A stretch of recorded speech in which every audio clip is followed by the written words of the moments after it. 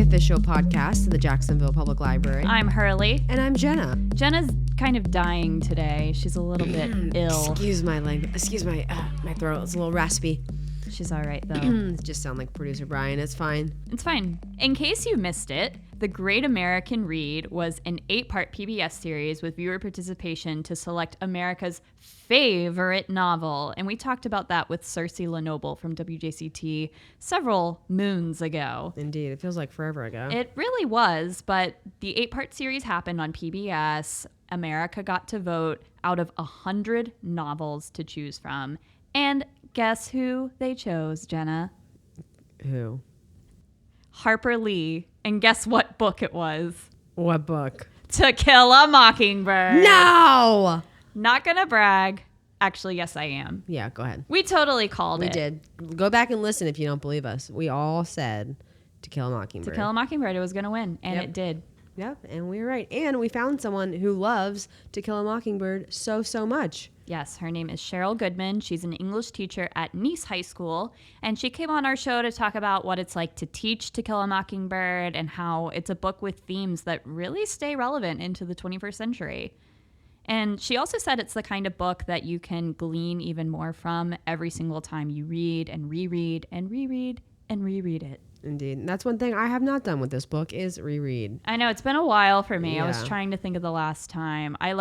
I studied creative writing in college, and I read parts of it because I was writing a story that had a narrator that was like looking back on her childhood. So I was reading parts of Scout's narrative to kind of figure out how to do that. But like reading the whole book cover to cover, it's been a while. So it was really fun to talk about it and remember what a great book it is. Yeah, it was super fun. And I actually, I'm a library person, but I spark noted a bit. Oh my God. Brian, cut this part out. We can't have Cheryl Goodman hearing that Jenna was reading Spark Notes. Oh my God. Well, it's helpful because it does tell you all the themes and, what each character represents and, all those little details that you get. That's true. In Spark Notes. But not recommended. People actually read books. Sorry. I'm sorry for bad example. I'm sorry for Spark Note shaming you. It's okay. I'll read it again one day. Don't worry. Well, here's someone who actually read the book. Several times, by the way. Cheryl Goodman. Hit it, Brian.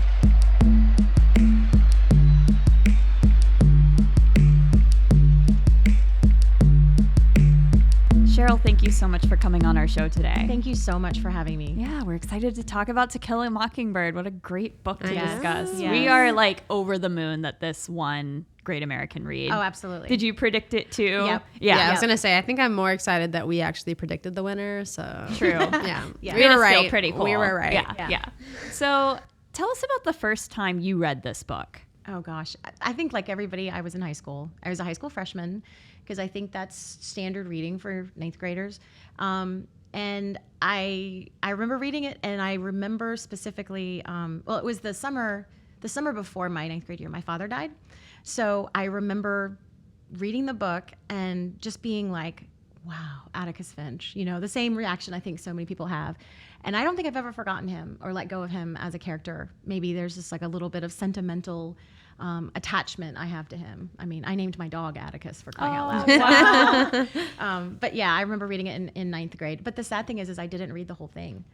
I was that kid who read part of the book. I read like the first half, and then I was like, yeah, I got it. I understand it. And I'm so sad that happened, that I did that, because there's so much in it that you can get and love about it. Right. So. Do you remember going back and reading the ending finally for the first time? Not for many years. Wow. Not for many years. So, yeah. Yeah, I think that shows what an incredible book it is, though, if you read the first half and it really resonated you that much. It did. And I think I was just a lazy teenager at the time. And I feel like it's such a shame, but I feel like I can relate to my kids because I think many of them are tempted to do that. But yeah, it was amazing. And I still remember Boo Radley. I remember so much about that first half of the book. So, what about it stuck out to you back then? I remember the scene with the dog so much. Chapter 10. I just remember Tim Johnson. I remember the just that whole scene with him with the gun and the idea that courage is more than a man with a gun in his hand, that kind of thing. And I think at that point is when I fell in love with Atticus. So yeah. Did you relate to Scout at all back then? Not really. I think for a while I was, a lot of my kids don't realize Scout's a girl for a good portion of the reading. And I just thought she was a child. I didn't think of her as a young girl or anything like that. Really, like I said, until I started thinking about the character. So I didn't connect to Scout, no. Interesting. Yeah. So in your opinion, what makes this book an American classic? Oh gosh. The concept of classics is such a hard concept. Like, who decides what a classic is? I mean, who gets to make that decision? And I think we as English teachers we have a lot of say in that because, we've chosen this book to teach for years. I mean, how many years ago I was in high school? I don't even want to say. We're still teaching it. So I think that our passion and our sentimental attachment to the book in some ways maybe continues to perpetuate it.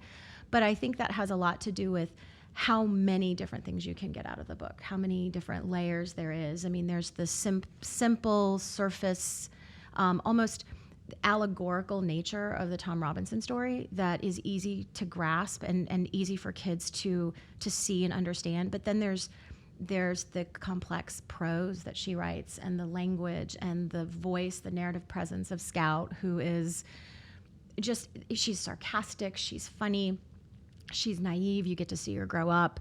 And then you have a mix of the complex characters and the simple characters. And there's just so many different ways into that book, I think, is what makes it, we always go to that well.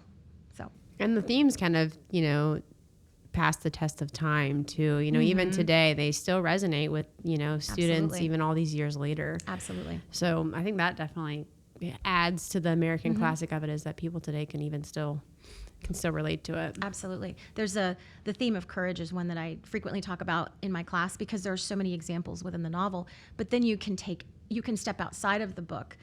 With my students, we read an essay written by John McCain in which he defines what courage is, and then we have a conversation about the different contexts and the different definitions of it, and we pull from the text to see, you've got Mrs. DuBose, who's like one of my favorite characters in that book. There's Mrs. DuBose, there's Jem and Scout and Dill when they go run up to the house, and their childlike definition of courage, like, I'm going to touch this house, Right. And then of course you have Boo at the end, who bravely comes out and saves Scout. So it's all there. So Right. So tell us an example of an interesting discussion surrounding the book that's come up among your students. Ooh, boy.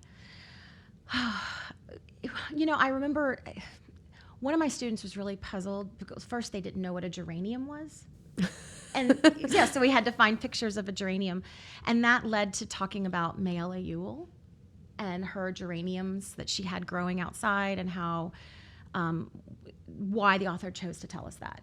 And it led into a conversation about characterization and her complexity, and how the geraniums are sort of symbolic of her, like a different side of her. And so we just ended up having this wonderful conversation about Mayella and her response to Atticus in the courtroom, and just how that demonstrates her as a very round character in comparison to some of the other characters who I think, unfortunately, are somewhat caricatures of what could potentially be really rich, complex characters. But we had a really great conversation about Mayella.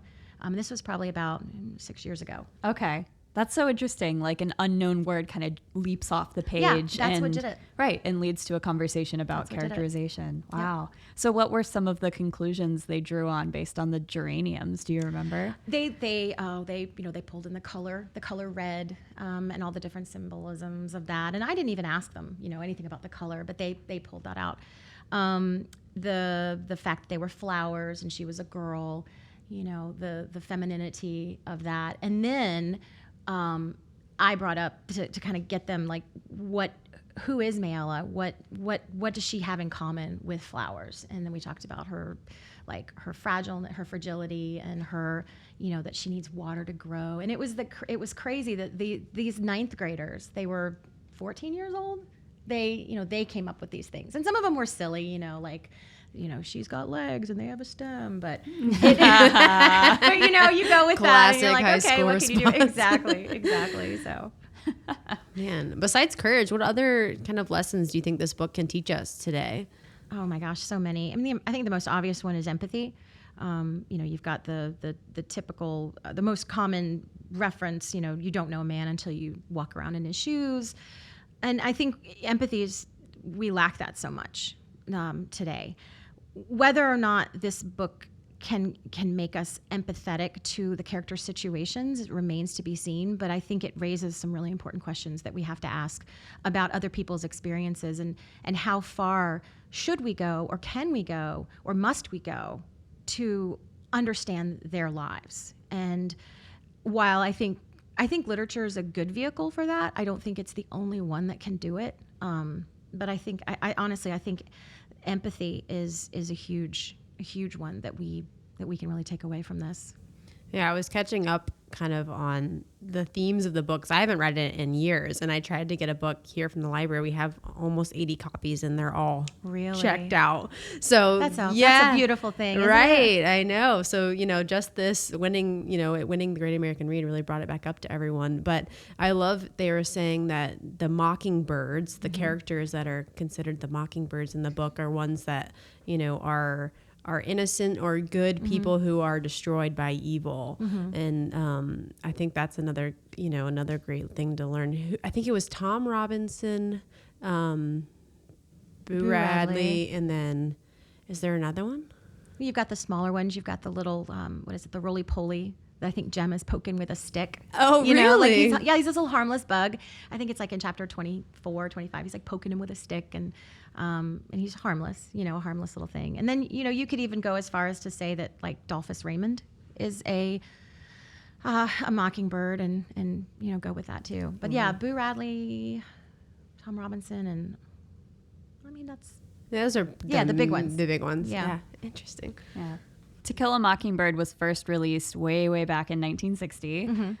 Why do we still return to this book almost 60 years later? What about it withstands the test of time?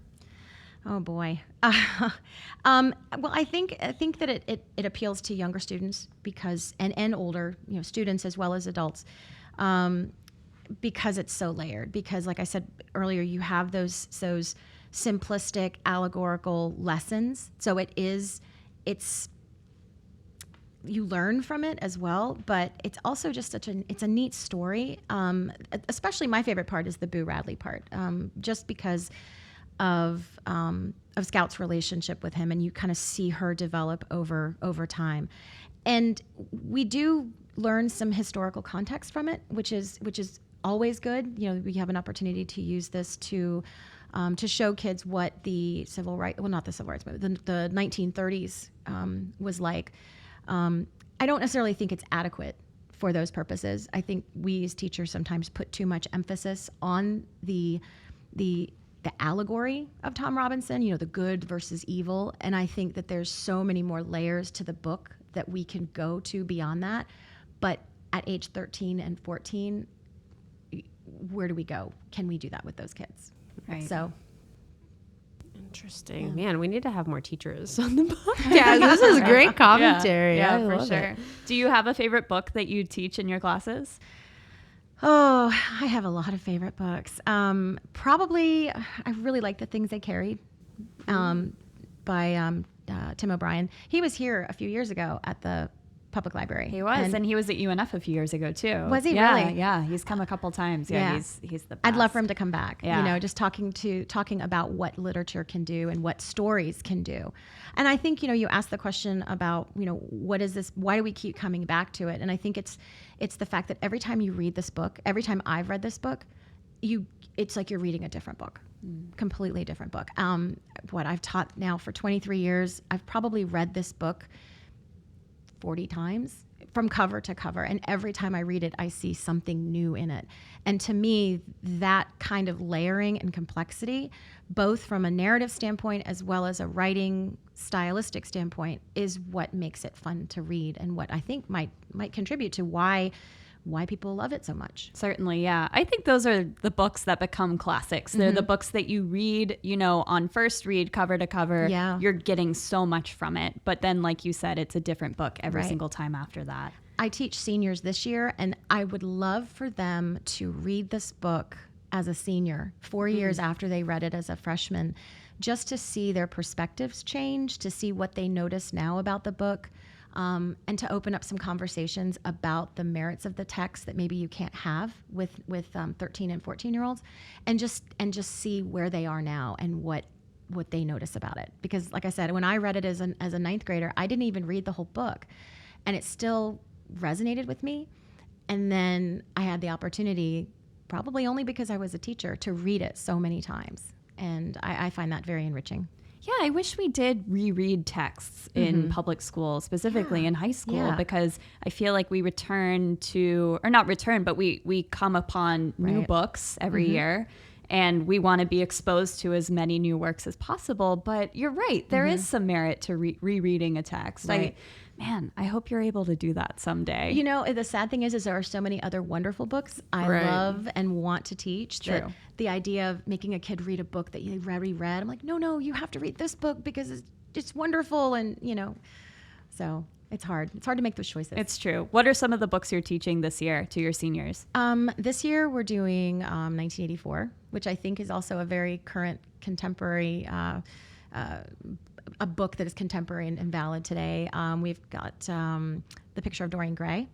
I actually let my students this year vote.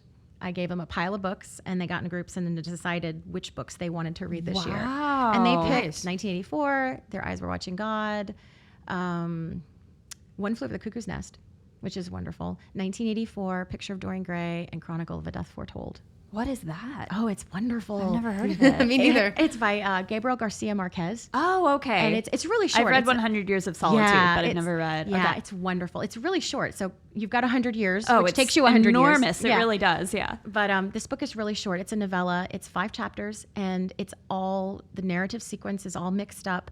But it's basically about a town that sits by and watches an injustice happen and doesn't do anything to stop it. Yeah. Yeah, I bet that's some good conversation. Great. I know what I'm reading this weekend. Very cool. So, Sheryl, we ask this at the end of all of our interviews. We want to know, when you were a kid, what did you want to be when you grew up? Would it be cliche to say I wanted to be a teacher? Not at all. We love to hear it. Yeah, I wanted to be a teacher. Of course, I also wanted to be a rock star and a policeman, but not all at the same time. But yeah, I wanted to be a teacher. I was the one who taught her stuffed animals in her room, which is so cliched, but No, I love it. Yeah, no, what I did. We love to hear people that are living their childhood dream. Yeah. it's funny. I kind of am. I absolutely love what I do. I love my kids. I love my school. I love being a teacher. I really do. So. And teachers are rock stars. So We you are are rock star, and you we're are a rock policemen. star. And occasionally policemen too. Oh my gosh. Well, Sheryl, thank you so much for coming on our show today. Oh, thank you guys so Thank much for having me. It's such an honor. Yeah. Thanks.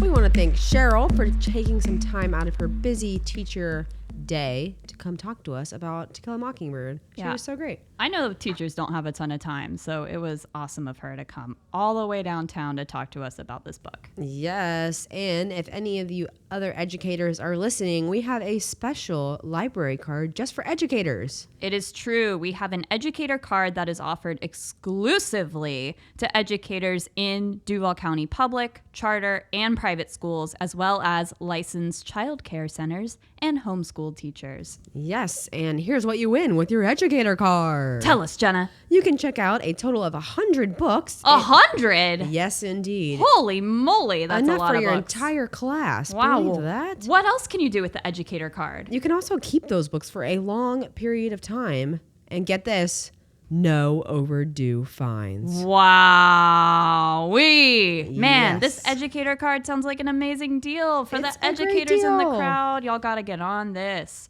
How do we get the educator card, Jenna? Say I'm a teacher and I really want this card. What do I do? You should. Everyone should want this card. So to apply, you can complete an educator card application on our website on the Get a Library Card page, or just come by one of our 21 locations that we have around town. We'll need proof of employment by a Duval County educational facility, like a letter from a principal, employee ID, or a pay stub. And we'll also need proof of your home address. Get on that, teachers. Super duper deal. Let us help you guys.